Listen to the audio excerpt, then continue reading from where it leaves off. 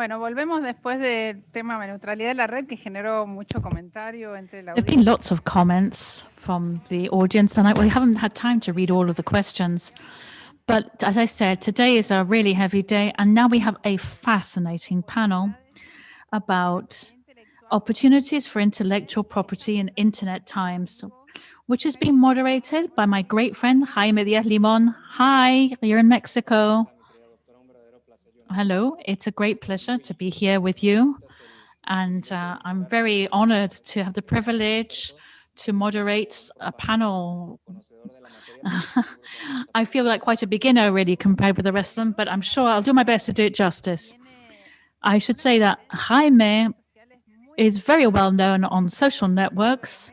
He manages the Mexico INCIBE. He also has his legal firm. He's a specialist in intellectual property and has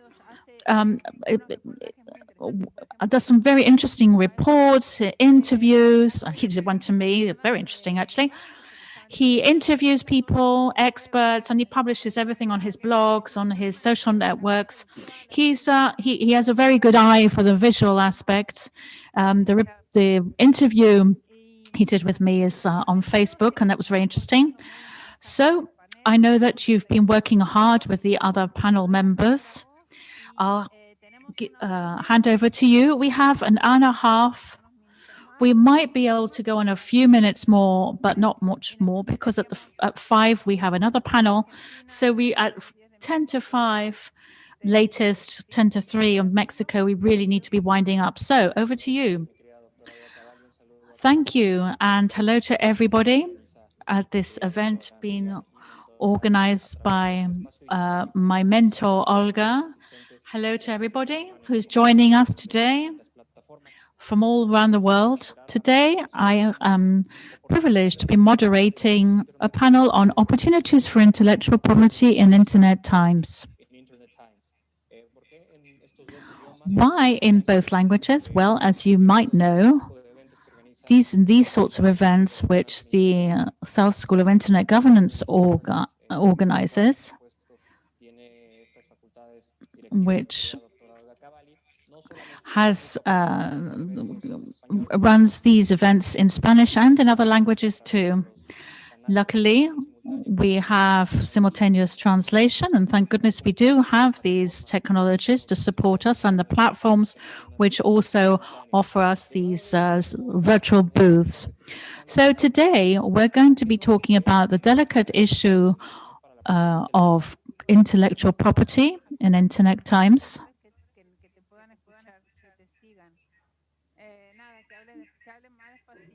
Please talk more slowly. Thank you. You probably need to speak a little bit more slowly because they're people and they need to translate us. Thank you, Olga. So sorry, we're in Mexico, we speak very, very fast, and especially me. So I will be presenting each one of the panel members. As I said, it was a privilege to moderate the panel. Intellectual property is a subject which is managed quite differently in internet, quite differently from real life. We have legal experts who are specializing in the area of how intellectual property works in cyberspace and how current regulations and legislation might not be enough or might be too inflexible given the new figures that are arising in the current context in this 21st century. So I am moderating a panel with some great experts. I'm going to be presenting them today in order of presentation. First, I would like to say hello to Eduardo Molina Quiroga, who's the co-director of the Specialization in IT Law from the University of Buenos Aires. Hello from Mexico. My dear doctor friend, your audio is off. I'm sorry. Thank you, Jaime. Hi to Olga. I can't see her at the moment. To my friends, particular to Ariel Manoff, And I will share a presentation, and I hope to answer any questions. And please feel free to interrupt me. I will just say hello to the other panel members so that we can get going. I should also like to greet Ariel Manoff from the University of Buenos Aires. Hello, Ariel. I think he also might his microphone off. I think everybody has their microphones off. Oh, hello, everybody. Greetings to everybody. Thank you for moderating, and greetings to Olga and my colleagues from ISOC. It's going to be a great pleasure to listen to Dr. Molina Quiroga. Thank you. It's a great pleasure to moderate this panel. I'd like to say hello to Christopher Wilson, who's the Senior Manager of Public Policy of Amazon. Meeting, and it's a pleasure to be here with you. Well, thank you, Jaime, and thank you, Olga, and the South School for having me. I apologize, I'm the only non-Spanish speaker on this panel, so you'll bear with me, and I apologize for any inconveniences in that regard. But just a very pleasure to be here. Really looking forward to this conversation and looking forward to hearing from these experts on the panel. Thank you so much. It's a pleasure. Ahora tengo el gusto de saludar a Juan Cichero. Now I'd like to say hello to Juan Cichero, who is from Mercado Libre. He's the head of brand protection at Mercado Libre. Hello to the South School of Internet Governance and to Olga Cavalli. And thank you for inviting me to take part in this panel. And to Jaime for the moderation. It's a pleasure to be here. And lastly, and to close, I should like to say that I am very pleased to welcome on this panel to a representative of the feminine sector. We have an association that's called Without Them Not Impossible, where professors and experts and people from academia are invited to take part. And we don't meet unless they are women. So, Doctor, I greet Guadalupe Yamila Garcia Crespo, who is from Legal and Government Relations of Mercado Libre. Hi, Jaime. Jaime, thank you so much. Thank you, Olga, and the South School of Internet Governance for this invitation. It's a real pleasure to be here today. Thank you. So, as not to waste any more time on this presentation, to be able to make the most of the time of each of our panelists, let us turn to Dr. Eduardo Molina Quiroga, who is going to tell us a little bit about the impact of Internet on intellectual property and will bring up considerations that we should think about as to whether measures should be toughened on copyright.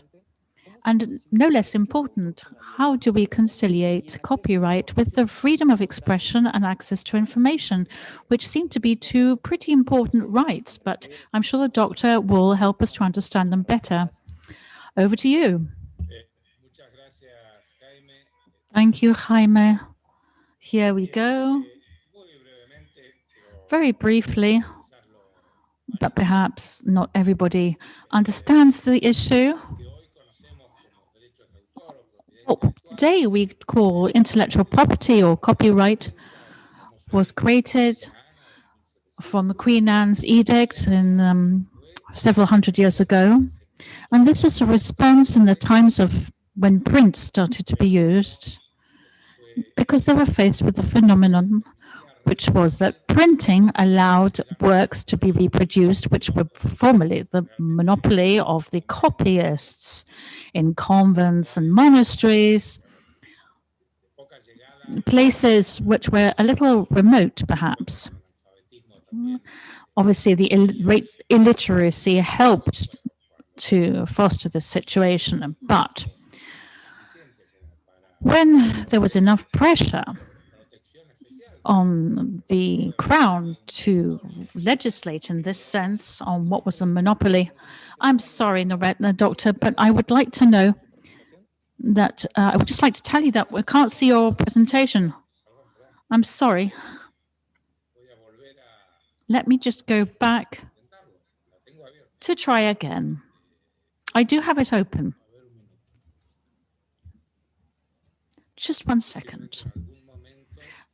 Perhaps I might just be able to share it.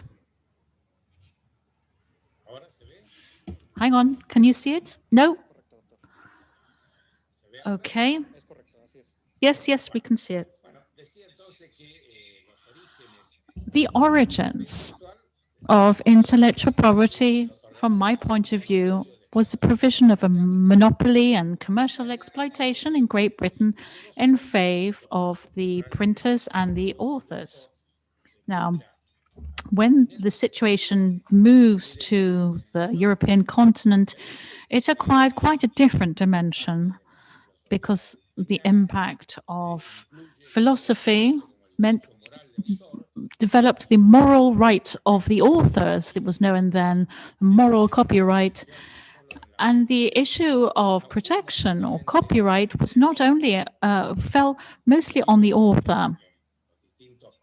Then there were different international agreements. And what happened was that the concept of copyright and the monopoly of copies and the author's rights, the so-called copyright of the author, took shape. And today we have what is tantamount to the protection of the monopoly and commercial exploitation, together with the integrity of the work, inasmuch as it expresses the personality of the author, meaning the legal person of the author. Now, what happens when internet comes on the scene? This was already happening with photocopies, recorders, tape recorders, and so on and so forth. So you might say it's technically not that complicated to reproduce works. So the first problem was for the publishing houses, because they got very upset when people started photocopying books, or music companies started getting very cross when people started tape recording their songs and records. And when internet became more popular, and particularly the Web 2, where the whole structure of internet became horizontal, we might say that each PC became a print shop. So the conflict occupied front and center stage, because the industries, the music industry, the film industry, were faced with all this progress in the technological sphere. And they tried to make it illegal to use these technologies so that they could protect the rights, copyright, and enshrine in different international treaties, which on the one hand protect the exclusivity of economic exploitation, and on the other, and exclusively with relation to the authors, what it did was protect the authenticity of the authors, which basically means the moral rights of the author.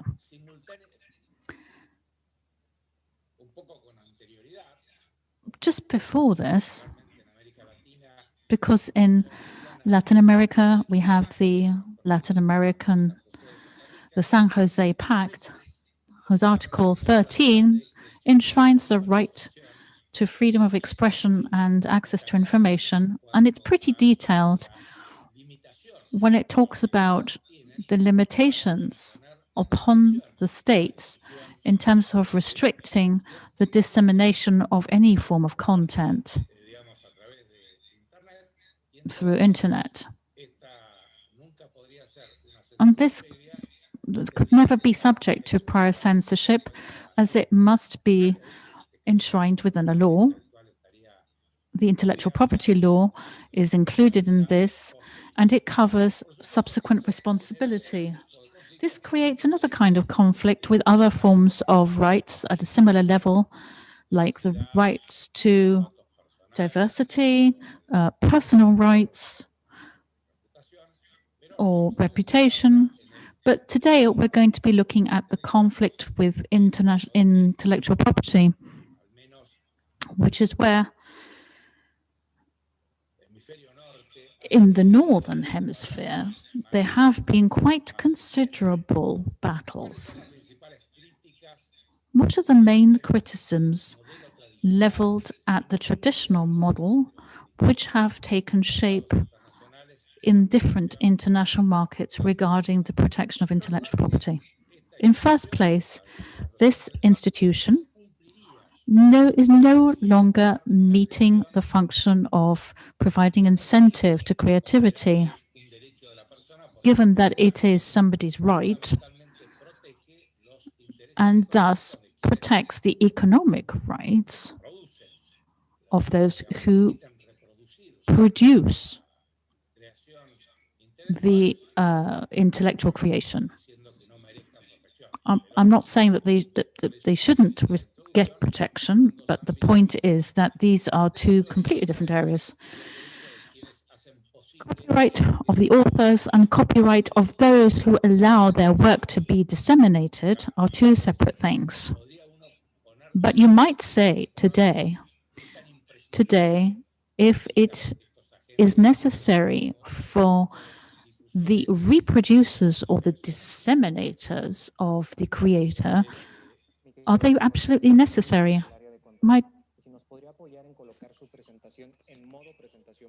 Could you please put your presentation into presentation mode so people can read what it says?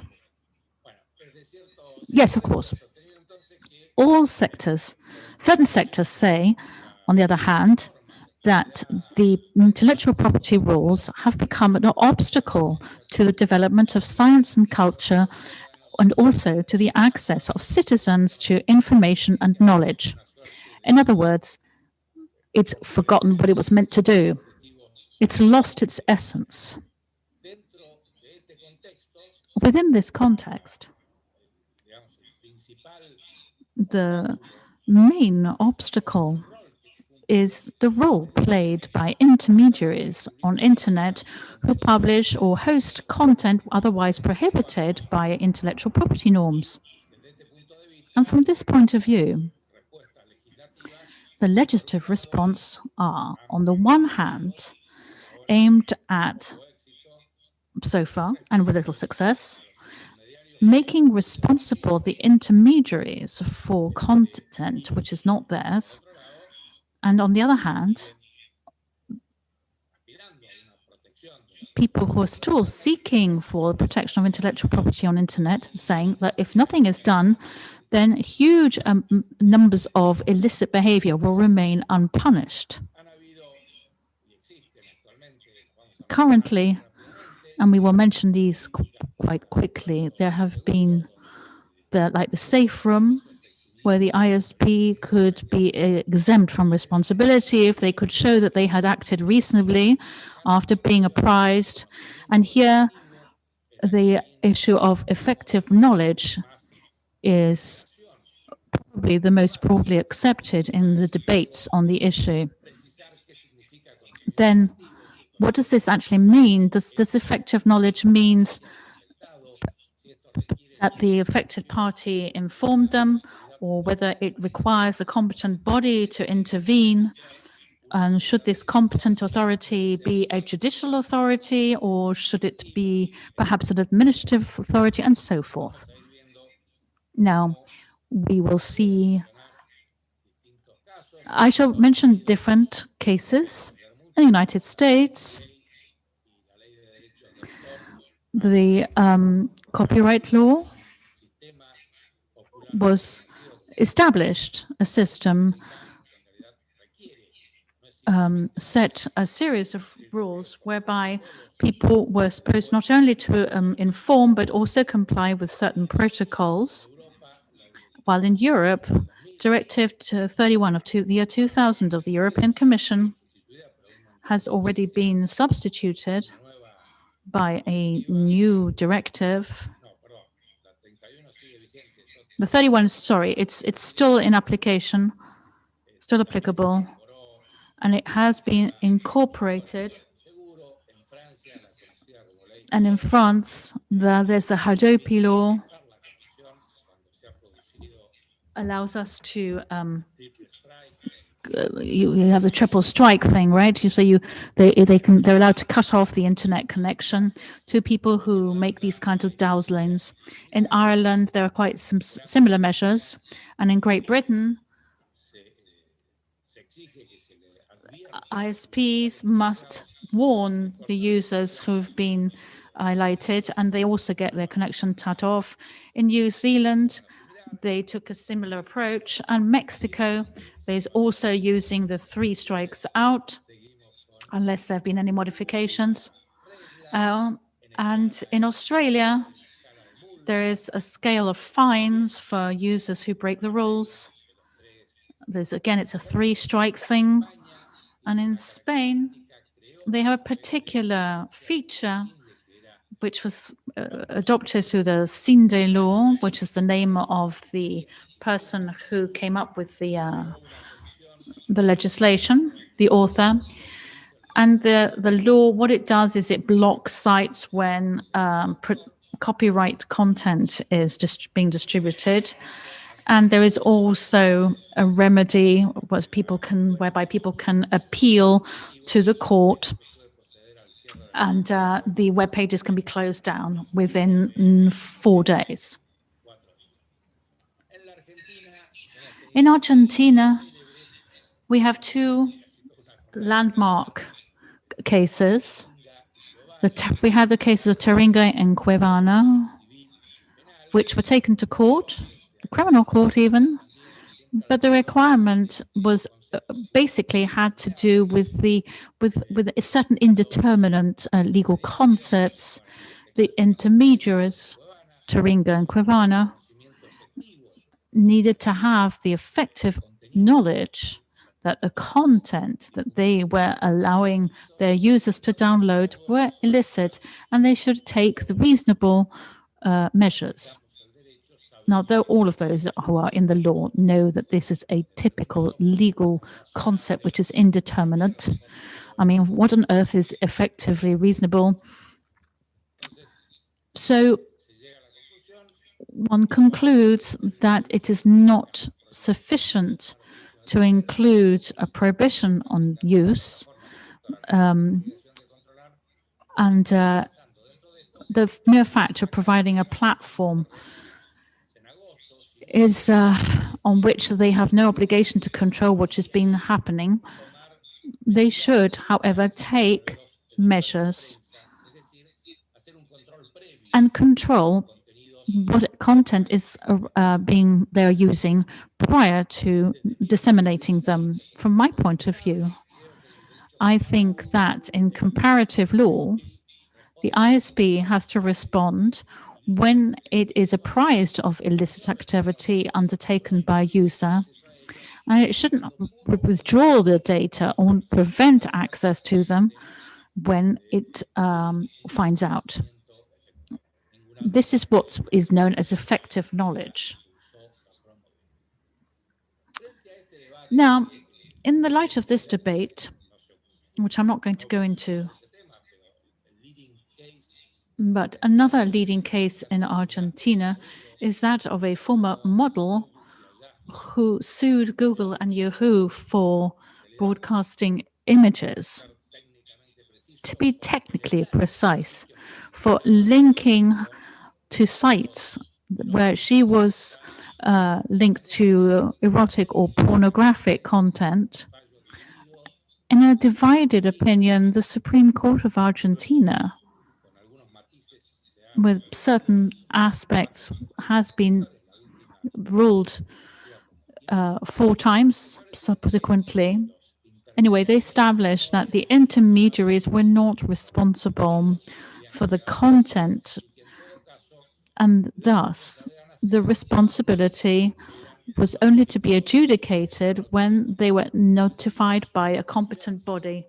Now, there was a distinction between the content, which are clearly illicit, but the issue was not intellectual property or copyright. as it said that the notification, it involved the affected party making the complaint, whereas in more complex cases, there has been judicial intervention from the competent bodies. A group of highly prestigious civil society organizations drew up what we know as the Manila Principles, and you can look it up. And in the beginning of this, it says that information facilitated by intermediaries, such as ISPs, social networks, and the search engines, the policies which govern the legal responsibility of intermediaries for content have an impact on these users and create an impact on their rights and on their privacy. So what they're saying is that they need to protect the liberty, freedom of expression, and create a propitious environment for innovation in order to balance the needs of governments and other stakeholders. The groups which belong to civil society around the world propose this framework of good practices. These are policies whereby the real role of the intermediaries. You have 1 minute left. Oh, okay. Okay, well, I'll close with this.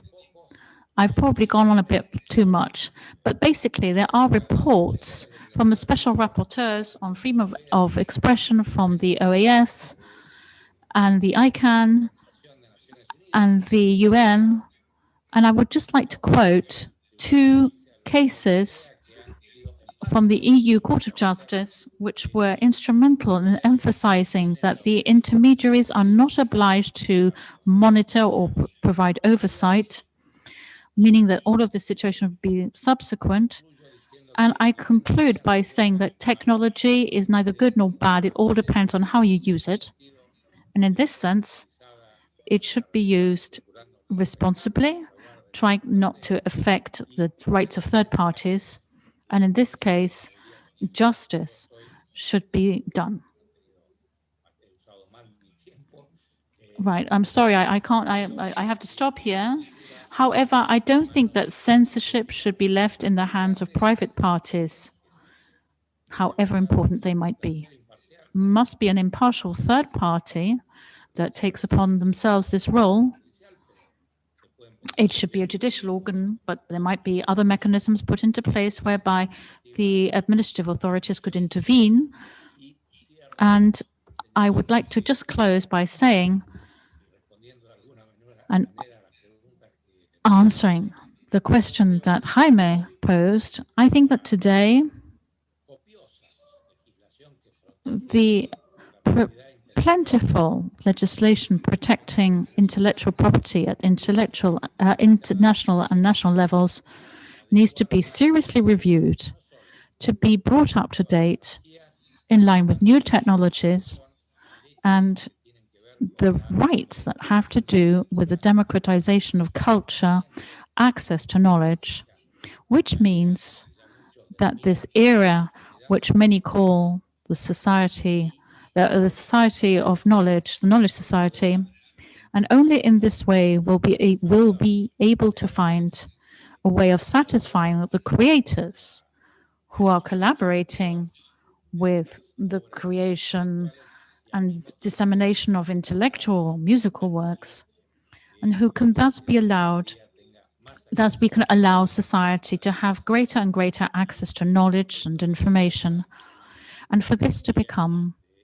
a common good for everybody's benefit in the broadest possible way. Sorry if I went on too long, and thank you.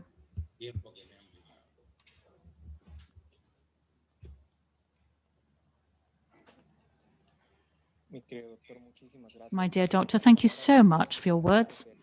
It's clear that there is this is material for several hours. It's a great pleasure to hear you speak, particularly to know what the background is for all these criteria. And it's a real honor to hear from you And I'm sure that more than one of us is going to start following you on social networks to see what you can share with us. I'm very honored to be the moderator of a panel that includes you in it. Well, to move on, before moving on to Ariel Manoff, I would like to ask the other panelists and let you know how much time do we have left in each presentation. This will keep me in the backyard of the presentation, and please close any other tab or window like WhatsApp, please.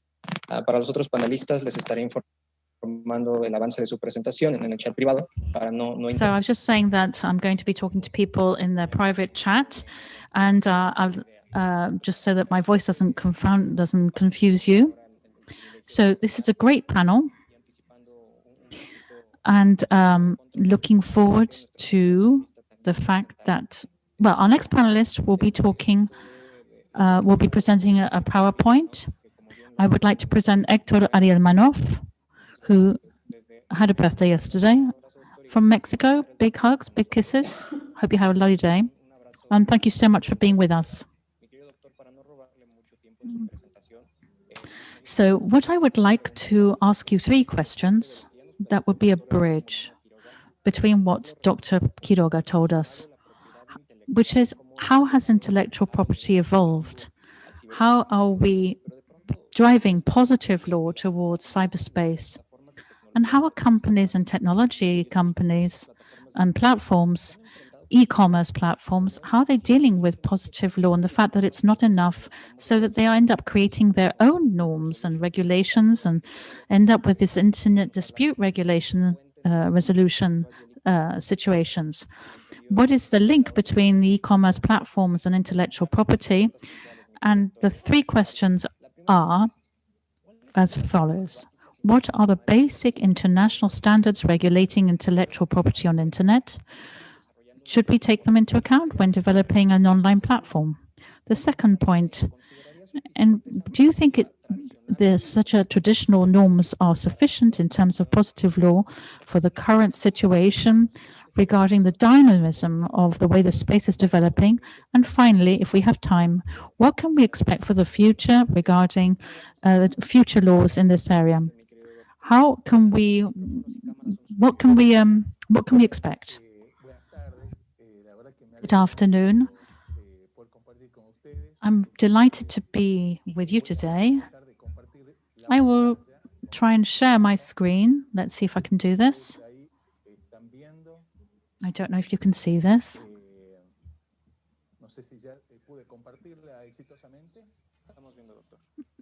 Yes? Okay.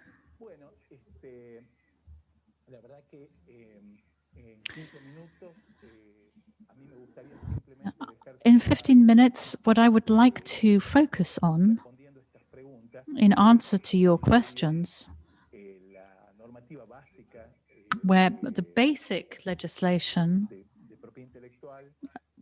concerning intellectual property is not a sufficient response to the speed at which everything is progressing in internet. And we need to rethink what needs to be legislated in the future. This new legal reality, this new internet legal reality, and this actually goes across the board in terms of the law. But for this kind of panel, I think we need to focus on copyright or intellectual property, which Eduardo already touched upon, but also the issue of brands and domain names, the right to the image, consumer rights, because looking at the consumer as in terms of intellectual property, and the right to privacy and commercial confidentiality on the part of the companies. Normally, any client who asks, or person who asks a lawyer who is a specialist in copyright law about what their enterprise, their company needs to respect, should basically say whatever was said way before internet. There are basic laws which are pretty much the same around the world, and they are regulated by international conventions. such as those developed in the 19th and 20th century. There are many, many international treaties and conventions, but for example, I would like to look, given the limits we have for this panel, in brands and patents, trade names. We have the Paris Convention of 1883, the Berne Convention of 1886, copyright, and these were incorporated or enforced, if you like, with the GATT, the General Agreement on Trade and Tariffs. Then in 1996, with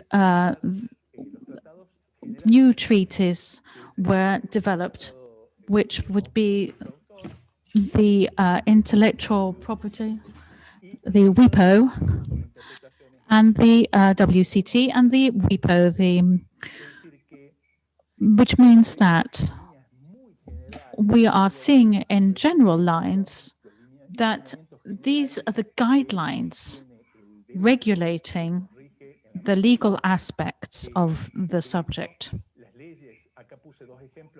I've given two examples of laws which Eduardo mentioned, which are important, which is the notice and takedown and the safe harbor, which helps the companies and the platforms to be able to operate without violating the laws, or it helps them to solve problems when they arise.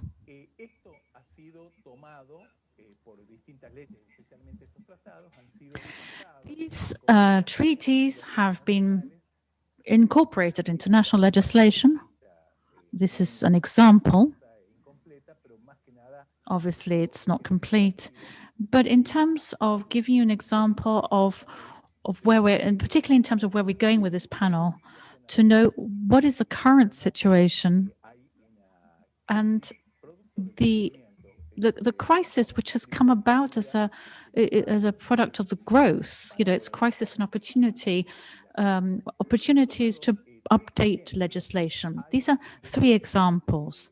There are thousands of different situations, but I think these are three key examples of legal situations and new legislation that show the limits and, if you like, the incapacity of these old treaties that got left behind, effectively, their inability to lead with these, to deal with these new situations.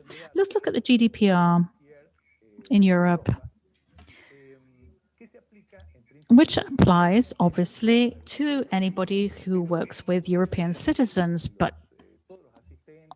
all of those of you listening today, our colleagues, and anybody who's not a lawyer, knows that from 2018 and 2019, we have been invaded by all these messages every time you access a European page where you're told, you were given a big warning as to whether you were in agreement or not that the data provided by the browser or the person accessing the page would be used, and they wanted to know if you were in agreement that these be used by the owner of the page.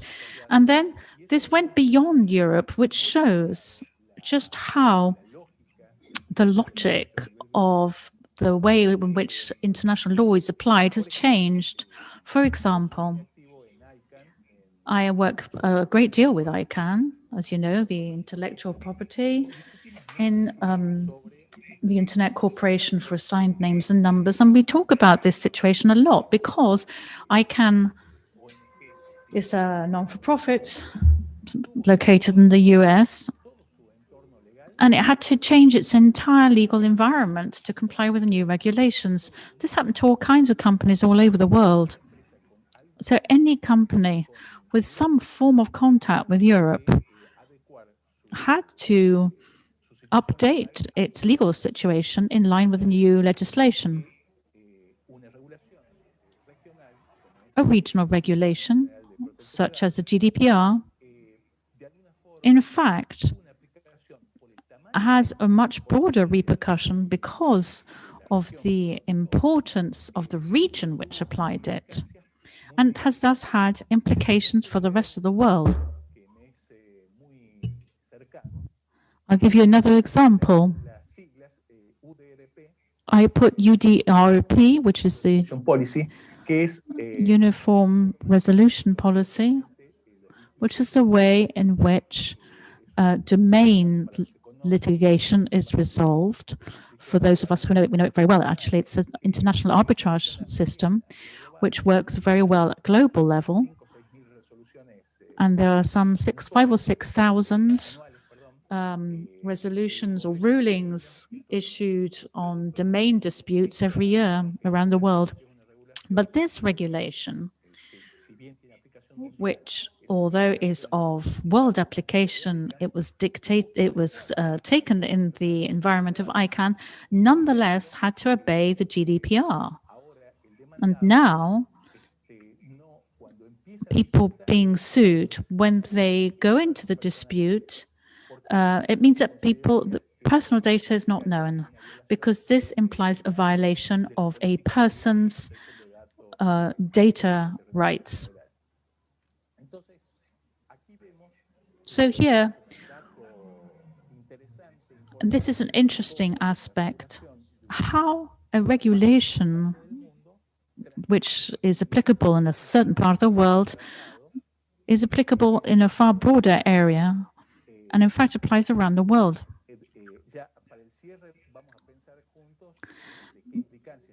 We should look at what implications that this has in terms of the use that local laws have.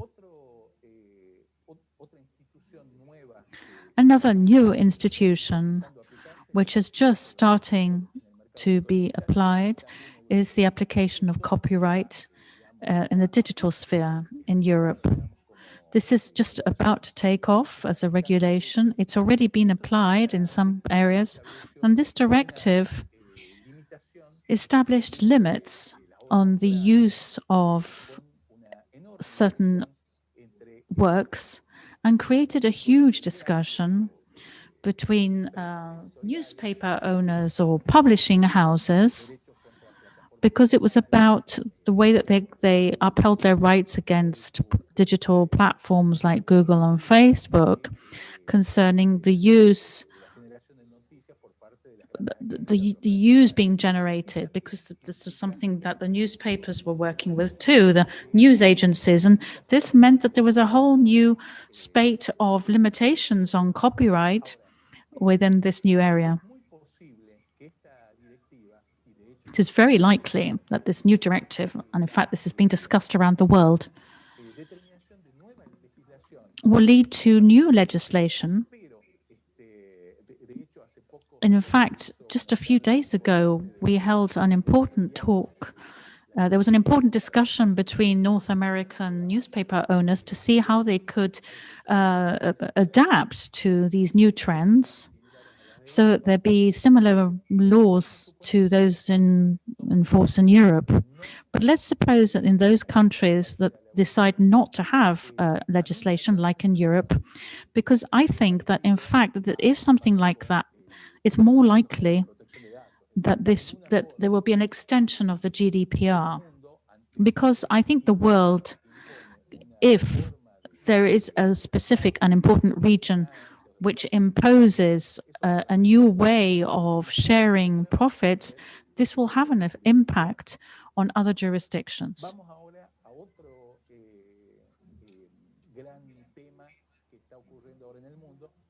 Now, I want to have a quick look at antitrust, which is really about innovation versus monopolies.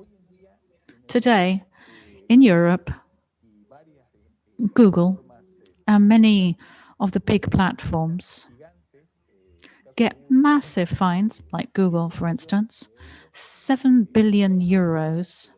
It's appealed against all of them, but the point is that these fines have been imposed for violating intellectual property rights and antitrust laws.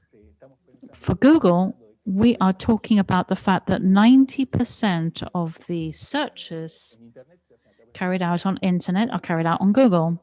9 out of 10 telephones use Android systems, and online advertising and the use of AdWords is huge on this platform. So Europe, which is more proactive in this matter, probably because none of these companies are European, decided to apply these sanctions, which are pretty huge from an economic point of view. And this prompted, perhaps on a copycat basis, or perhaps because the world is getting smaller all the time, and the same approach, this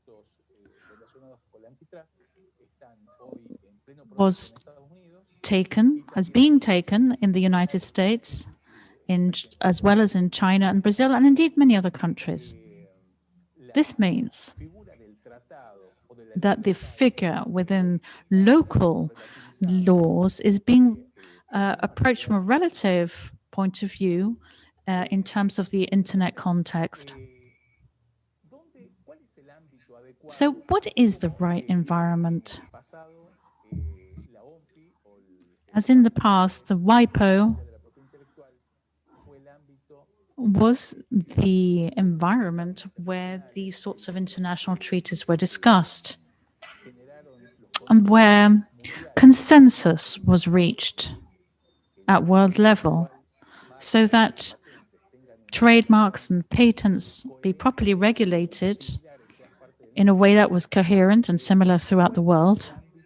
So what is the environment that will be chosen in the future to ensure that countries, continents, and regions do not take decisions that in this interconnected world go beyond national or local decisions and thus bring about all kinds of conflict or retaliatory gestures of one country against another because of local regulations. In ICANN, we can see a very interesting environment, so an interesting context for these sorts of things, and some form of consensus was reached with regard to domains. I'm very used to working there. And it's working more as a sound board for these sorts of situations. ICANN is not legally prepared to handle these sorts of new situations, but it is an interesting structure which represents nearly all the players. The current incumbents who have something to say about intellectual property on internet. Today, we are talking a great deal about whether intellectual property is innovation. Many people are saying no, intellectual property is related to innovation, but it's not a synonym. Intellectual property must continue to promote innovation, but many others are saying no. Sometimes exaggerated protection could run counter to innovation.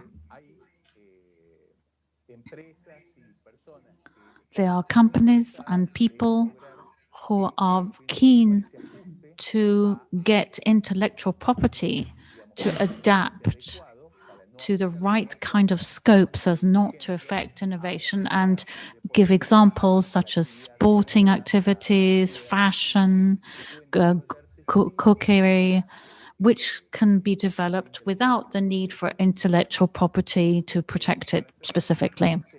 So to close, in my experience, what I have seen over the years is that for a company or a group of stakeholders. What is really important is to protect innovation. And then maybe 2 years later, that is no longer a priority because of the features of the competition or their business, and their situation changes. This is what happened with Nokia. When Nokia presided the intellectual property constituency of ICANN because it was the leader in innovation and it was a really important brand. And then when the business changed and its software was no longer the most innovative on the market, suddenly intellectual property became a less important issue. So very often, specific personal interests tend to play quite an important part in the appreciation of the true importance and scope that regulations should have regarding intellectual property. So basically, that's what I wanted to say. And I'd be delighted to take questions afterwards. Thank you very much. Your speech allows us to understand the relationship between intellectual property and what is happening in cyberspace and these rules and regulations and how they affect e-commerce. The next panelist will be Chris Wilson, who has prepared a small video, which was shared earlier. All we know that the name of this panel is Opportunities for the Intellectual Property in Internet Times. So we are already clear about how Internet law works, but we have to understand how it works for companies. In this effort, now I have the enormous privilege of introducing Chris Wilson, Senior Manager Public Policy at Amazon. There, Chris, how are you? Hi, Jaime. Thank you so much. Pleasure to be here. I would like to ask you at least 3 questions in these 15 minutes that I have. And the first question will be, what are the benefits for creators to using the internet to distribute their creations? Well, thank you, Jaime, for that question. It's timely, obviously, because of the time we live in. Clearly, the pandemic has affected sort of the bricks and mortar opportunities that creators may have to distribute their goods. And so really the internet and the online marketplaces are the ultimate way to do so, certainly in this time, and I think even going forward. I think, from Amazon's standpoint, I mean, as many know, the company was founded 25 years ago as a way to distribute books to customers who couldn't otherwise have access to books.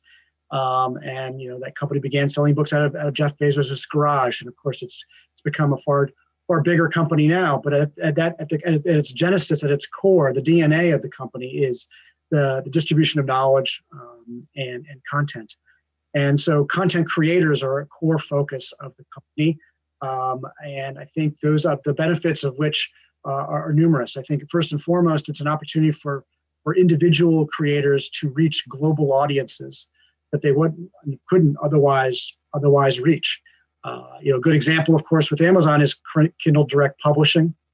It's a service we started 13 years ago, allowing individual authors who perhaps wouldn't get noticed by major publishing houses could, in contrast, publish their own works using the Amazon sort of marketplace, if you will, and providing a global audience access to those works. And, proud to say that millions of authors have actually published millions of books over Kindle Direct Publishing over the course of the last 13 years. And those authors are able to get up to 70% of sales royalties from those sales. So it's a strong feedback loop for their royalties as well. So again, just one singular example of how I think the online environment can benefit creators beyond the traditional ways. And then I would just add, secondarily, obviously, in addition to sort of copyright and content creation, obviously Amazon and Mercado Libre and other marketplaces and platforms, stimulate and enable small business owners, small businesses to also distribute their goods and services to a global audience.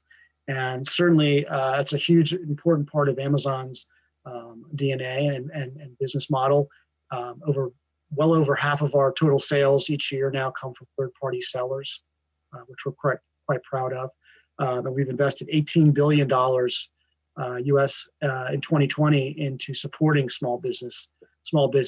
And that includes obviously selling goods, but also services. And we have a burgeoning IP content creating community with Alexa skills, creating skills that can be used for our Echo devices and using Alexa, for example. That's a whole new industry that's really only been created over the last few years. But we're proud to see that growing quite quickly. Again, it's an opportunity for individuals and small businesses to build their brand and sell their goods and services. So really, lots of good benefits there. Can I ask you one question with these sentences that you just referred? I would like to know, how do you benefit the small businesses or beginning authors for the smaller one? Yeah, it's a great question. Actually, I have a short video. I don't know, Olga, or if the technical crew has access to that link I sent, but I would love to play a quick video for folks, giving a concrete example, I think, of how a small business can utilize a company like Amazon, but any other sort of marketplace platform, but certainly Amazon, just to provide the support necessary to build a business. I don't know, is that available to play? Control, ¿nos podrían apoyar con el video que requiere reproducir Chris Wilson? Hola, mi nombre es Sandra Manay, soy de Chiclayo, Perú, y soy la cofundadora de Luna Sundara. Trabajé 4 años en la idea de traer productos de Perú y era más moda, pero el incienso, los aceites, el palo santo me I like incense and oils, so that's where we started selling. Then we added essential oils, and now we're working on home decor. My idea wasn't to have a company. I just want to work directly with the different communities. I thought I wanted to sell their products, but we had to work very closely with them. I'm really happy that I can bring these products from Peru and Ecuador and work with these communities directly so that their products can be present on the American market. Once we started selling them on Amazon, it really took off and we started selling. We had no idea what we were really doing, but Amazon took care of everything, and that's why we are where we are. The idea was to be able to show Peru to the world and show them everything. It wasn't easy, but right now we're really, really happy because of everything that we've been able to achieve. In addition to selling on Amazon.com and Canada, we're going to be exporting to 5 countries in Europe and be part of more Amazon marketplaces. And I'm so proud that we're going to be able to reach so many people. Well, thank you for playing that. Yes, I mean, so I think that she speaks volumes, I think, for the benefits there, and certainly speaks better than I about some of those strong opportunities that small businesses have to distribute their wares globally again, and in this case, in particular, supporting a local community. She's sourcing her raw materials from Ecuador and Peru, and being able to support that local community while also supporting her business and building it globally. So it's really a strong opportunity and benefit there. I saw that. It is beautiful, and it's clear to me that I must put this phrase on my wall. The DNA of the company is the distribution of the knowledge. I love that phrase. However, the business model changed due to the pandemic. In that sense, I would like to ask you, how has the pandemic changed perceptions about e-commerce and online distributions? Yeah, it's a great question. I think the answer to that is evolving over the course of time right now. I could say anecdotally, certainly in the United States, but I think even in Latin America and elsewhere, there are businesses and individuals who perhaps never thought really strongly about using the internet to distribute their ideas, distribute their knowledge, goods, services, etc. For whatever reason. It may have just been just a lack of access perhaps to the internet, but also even if they did have access, they just felt like it wasn't necessary. I think that obviously when you're forced to make a pivot to using the internet to be able to support your business, to sustain some level of business because your doors have to be closed physically, it changes your perception. So I think I've seen anecdotally that there have been small businesses who have actually been surprised at how easy and important the internet is for their businesses and for distribution of content. And I think there's no going back at this point. I think once you sort of cross that threshold, if you will, I think there's that you see that opportunity. And that's not to say that it's a complete substitute necessarily for bricks and mortar in-person opportunities. But I think there are complements to each other, and I think we'll start seeing hopefully more businesses and individuals turning to the internet to really provide that complementary nature of distribution. I think you're specifically talking about sort of books. I don't know about others on this panel and those watching, but I know certainly I've been reading a lot more during the course of the pandemic and finding some more time at home and as well. And I think from an author's standpoint, from a reading standpoint, I think this has been an important period for authors to be able to write and distribute their works as well. And I'd just like to say lastly, I think, I certainly in the United States, with concert venues closed and theaters closed, the opportunity for performers, for public performers to reach their audiences in a live setting is very challenging. But I think we're finding that obviously the internet can provide some semblance of connection that is important. And I know from our subsidiary Twitch, for example, we are now facilitating musicians to provide live streaming concerts to customers and to their patrons. I know other companies are doing something similar. And so I think it's been an eye-opening exercise for many, and I'm cautiously optimistic that that will continue and build over the course of time. I agree with you, Chris. I think that the internet allows to maintain an acceptable level of business, and it seems to me that Amazon allows the continuity of the same despite the current conditions. A great job, ambition, which you share with us. In this effort, I would like to ask you, because I know that you are a lawyer too, what does the future hold for opportunities for IP online? So I think generally speaking, I think the future is bright. I know our previous panelists talked a lot about some of the opportunities and challenges of IP online, but I think as the online business world sort of continues to evolve and mature, I think the opportunities will continue to grow positively for the distribution of IP and content and creators.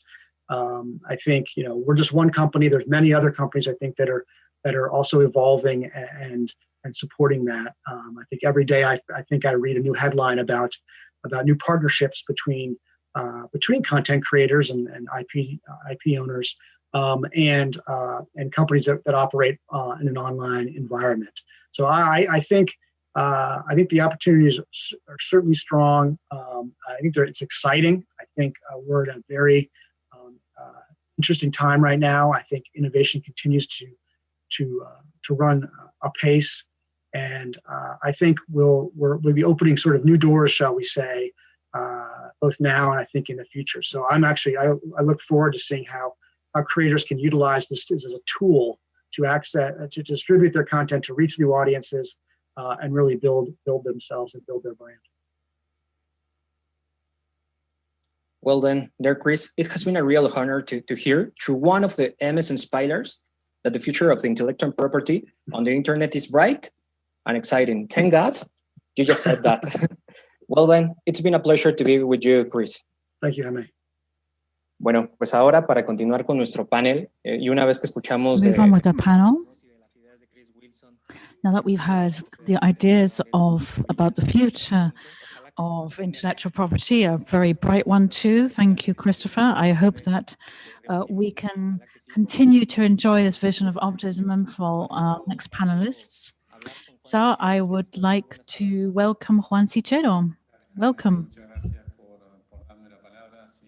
Thank you for giving me, for inviting me to speak. It's all very interesting. For the marketplace, the pandemic has been a great opportunity.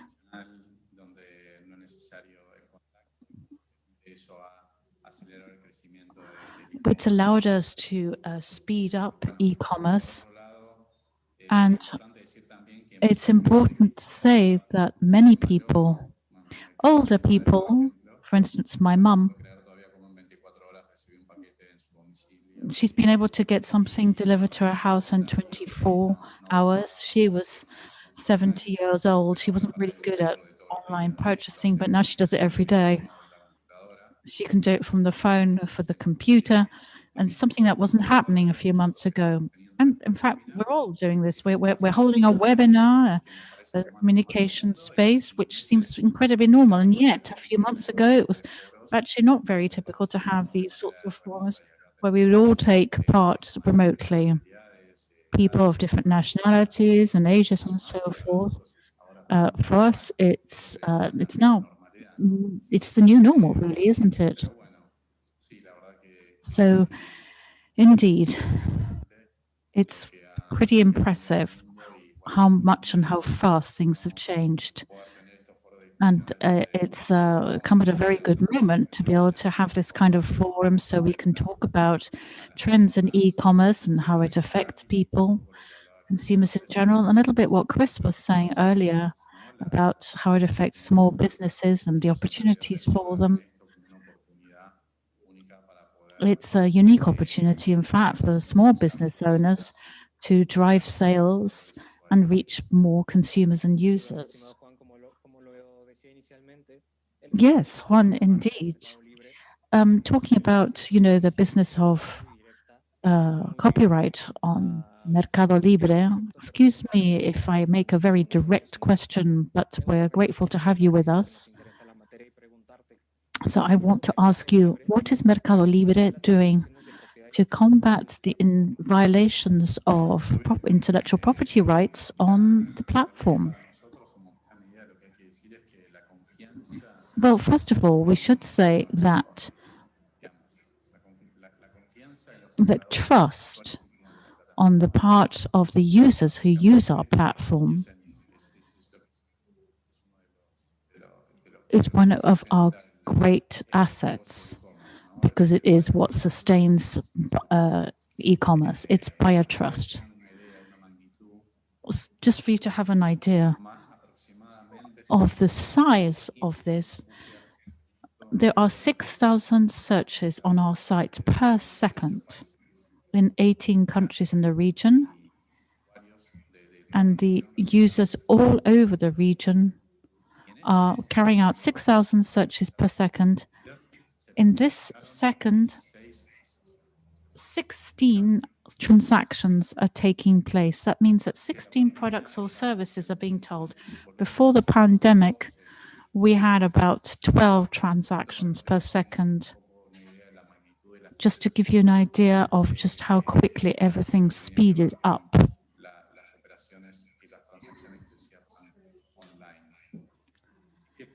So for us, at Mercado Libre, this growth has been fundamental. Buyer trust amongst consumers is terribly important, and this is why we are working with intellectual property and industrial property to ensure that there is a safe transactional environment for where users, buyers and sellers can share genuine quality, with looking at involving brand owners and all other holders of intellectual property rights, because it's key for us.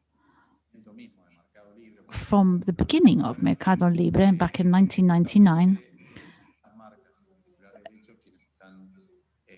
it is the brands that are helping us to set up a platform which is free and safe and guaranteeing that everything is covered for our users. In 2000, we joined the Intellectual Property Protection Program that some of you might know. And at the end of 2019, we decided to rebrand and modify the program to call ourselves Brand Protection Program as a way of getting closer to the brands. Brand Protection Program allows the intellectual property owners or their representatives to protect their rights. And what this has done, this has led to notice and takedown, which is something that we've already talked about. It's the process whereby we include a countdown notice, which gives the vendor an opportunity to acquit themselves before any complaints of infringement of rights. However, it is important to say that whoever is empowered to define whether a publication should be taken down or not is the owner of the rights, because Mercado Libre does not intervene in the process. Now, something very important to say is that since May last year, rights owners now have a tool which is simple and easy to use, which enables them to search for any complaints about the infringement of rights, and in one single place for all of the 18 countries, they can indicate which vendors might be suspicious and manage all their complaints.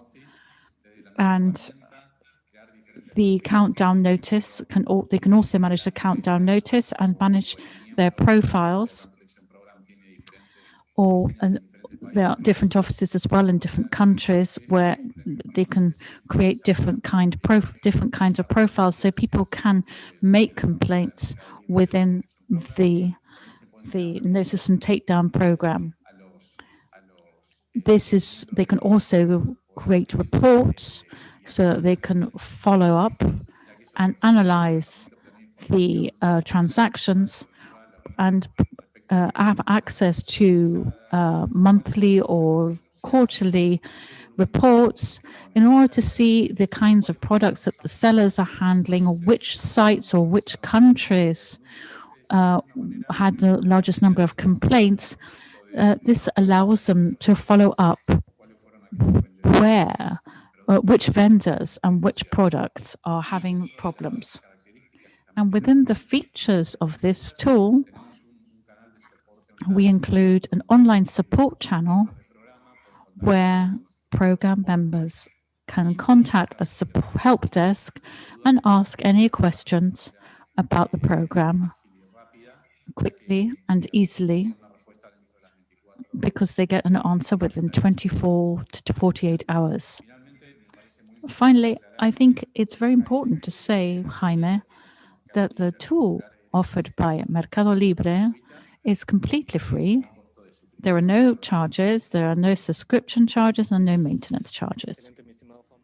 Wow, that's fantastic. There are some platforms which require you to jump through hoops to do this, and it's actually will end up being quite expensive. And it ends up being quite difficult. So it's better not to get into that whole business. And we hope that the traditional platforms will make the most of these opportunities like you have. So here we have some more questions. If a client asks me to sign up for this brand protection program, how do I do this? And secondly, Mercado Libre, does it proactively intervene against those who are in infraction of intellectual property rights on the platform? Well, let's see. These brand protection programs are very simple to access. There are very few simple steps. First, you have to log on to the official program site, which is www.brandprotectionprogram.com. And there, you just need to click on the Join button. And then you can see a formula, a form to fit in, which gives you the option to join the program as rights owners or representatives. As not only rights owners, but also representatives can join the program and sign up as representatives of the rights.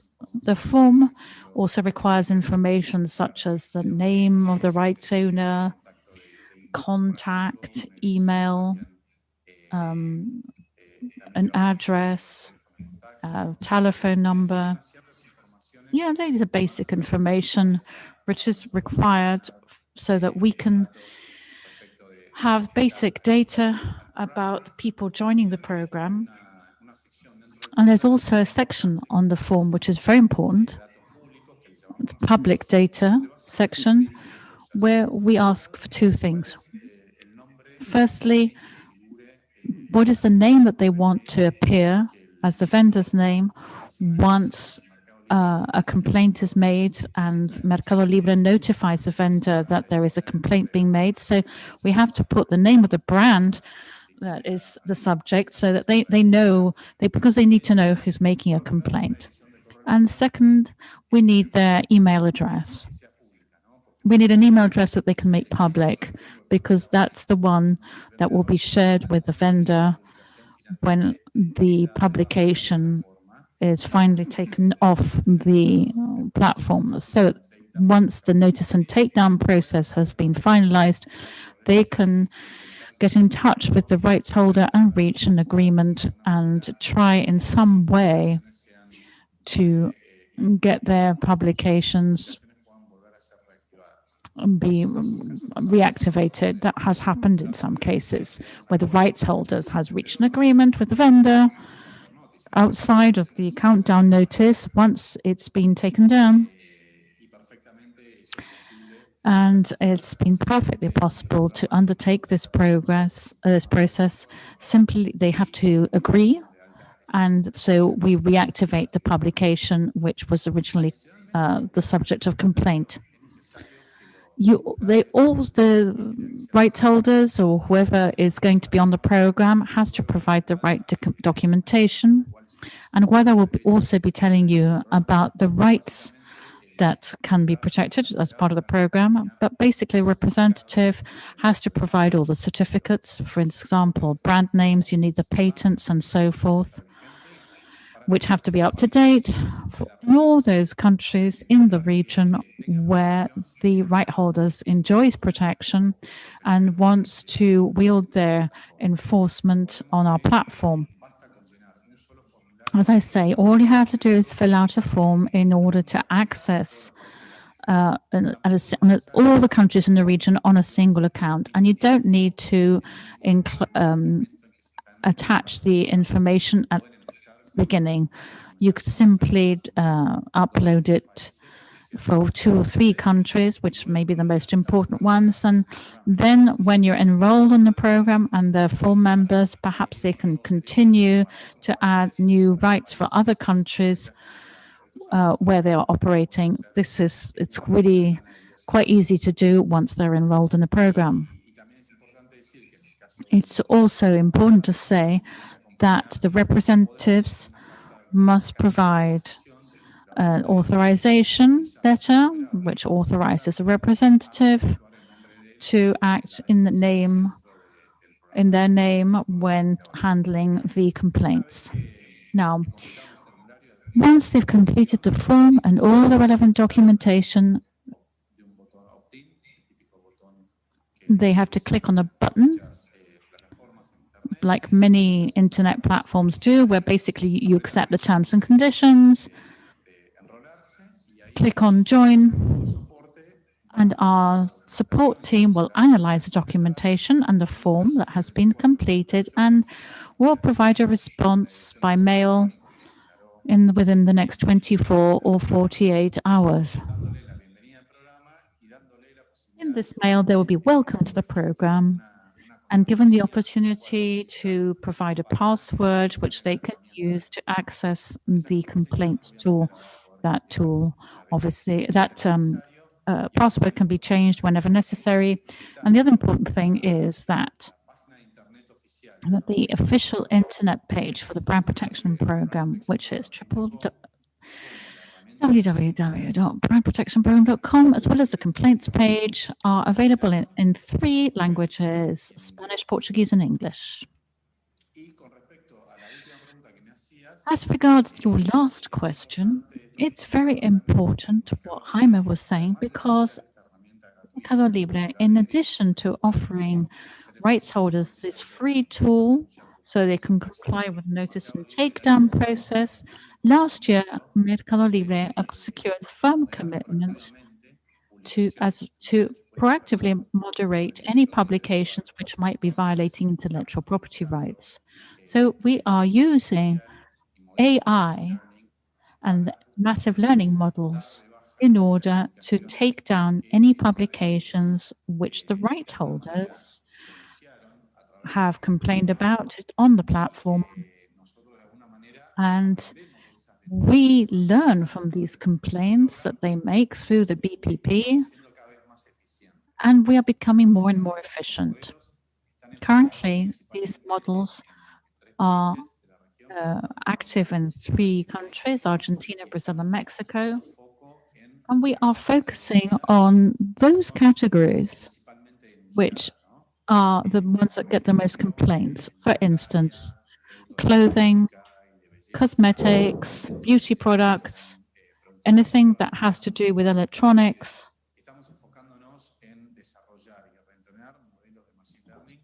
We're focusing basically on these categories because they get loads of complaints. And we are also applying TARD rules, which are pressure that we put on publications when vendors in their title or publication description use words as such as replica or similar or AAA or national production or any other expression which we know means that it's an adulterated product. Then what we do is we moderate those publications. The interesting things of this new focus that we're giving to the aspect is that unlike complaints made as part of the BPP, we will be developing a more accessible approach and monitoring more publications. And when the publication is picked up proactively by Mercado Libre, we don't use countdown notice, we just simply take it down without giving the vendor the opportunity to deal with it. So the development of massive learning technology is very important, as is the fact that we can ensure that we are being accurate, because as we are being proactive and taking down publications without giving them an opportunity to deal with it, we have to be absolutely sure that what we are moderating, what we're dealing with really are falsified products, fake products.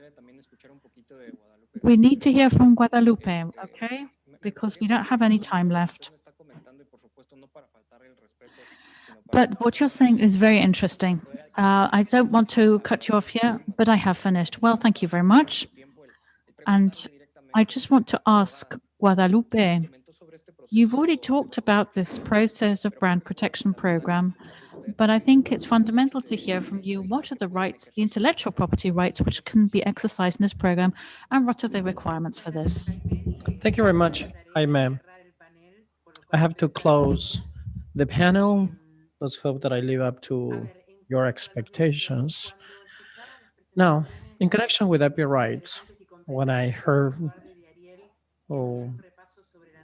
was listening to the presentations that they were reviewing the national regulations, you mentioned Brazil, and I can complete it with the copyright law in Mexico and in Chile, that they included the auto scoring, that is off-court procedures. So these regulations refer to a certain set of rights. As Juan said, full well, 21 years when we created this program, we needed to support or to be based on a regulation abroad because there was no regulation in place to inspire this process that Juan was telling you about. So we resorted to the AMCA and we extended to all IP rights program. And as the programs evolved along these 20 years, and today is a reality that we share with Juan, we can have trademarks, patents, copyright, utility models, industrial models as well. As Juan will explain, the requirements change in between IP rights and intellectual property rights that are copyright, basically, because in copyright you have automatic protection and is protected worldwide. So the formal requirements are not the same that for the industrial property rights, where we do require to file solely because this is the one that made difference compared to other. This is difference with other platforms where you have to basically demonstrate the validity for every single claim. In our case, we have a membership program. So when you join the program, you basically you provide documentation for those rights, filing those rights requests in every single country, like in the 18 countries where Mercado Libre operates. The same thing with the patents, the concession, title of the patents, or the deposit or the industrial design, depending on the country. So basically, with the documentation or basically supporting the ownership of these rights, or one may have a power of attorney for this program. By filing this, the owner gets an account and could file a claim. With copyright, unlike the difference with copyright, because we don't have these sort of claims, there should be a repository or at least evidence of that protected work or the work that is being protected by copyright.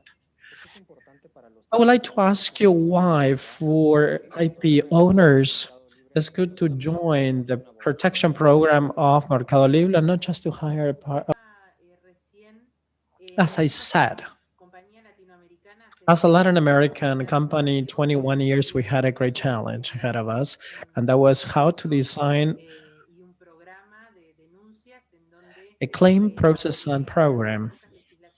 Even though subject to some legislation, you have the possibility to make a claim, we wanted to be a facilitator for channeling those IP owners to exercise those rights and having a platform. That is why we created this initiative that clearly had different updates, improvements, enhancements, always respecting the notice and the counter notice reports. And what the program does is precisely facilitating those rights owners the exercise of those rights in the platform. And as Juan said, we made improvements, and those rights or those owners of rights could open an account, exercise those rights, and request the removal of certain content by just having in one account. So we inspired in other regions experience like the United States and Europe, where we created, so to speak, a self-regulation that is leading the region contemplating some characteristics. For example, Brazil has a principle of depletion of rights that is totally different from other countries. I'm sure there are going to be differences, but at least we try to make those exercises of rights uniform and not to file evidence with every right, but just having the information saved before when making a claim. So the learning curve along these years has been based on collaboration. Collaboration with the owners so they could have a channel to make those claims and to learn from them and to learn from those claims made in this program. And this has been the main objective of Mercado Libre. Excelente, mi estimada doctora Guadalupe Garcia Crespo. Muchísimas gracias. Thank you, Guadalupe. Thank you for your time and for your comments. And Olga, how do you see the panel? I believe that we had to organize a conference on IP, intellectual property, to give you half an hour and ask you many questions. However, we have another panel coming up at 5, so we cannot take your questions. Probably we can answer them by email. One for Ariel and one for Molina Quiroga on the case of ownerships and domain claims. Very interesting, theoretically, and as Chris and Mercado Libre said, those are leading e-commerce companies that are faced with those sort of situations. I believe this was interesting. And Chris's video is an example, a vivid example of having a space in the e-commerce platforms, whether it is Amazon or Mercado Libre for a small and medium-sized company that would like to promote some sort of venture initiative. So it may be a life changer, just being having an account. We're not running out of time right now. This is like TV. We depend on time, so I would like to thank you for your experience, for your support, especially the support and the sponsorship of Amazon for sponsoring some of our students and for granting some of the scholarships. Jaime, it's been a pleasure talking to you. Chris, our friends and colleagues from Mercado Libre, my heart goes out to you. I know. So I will look forward to seeing you in the near future.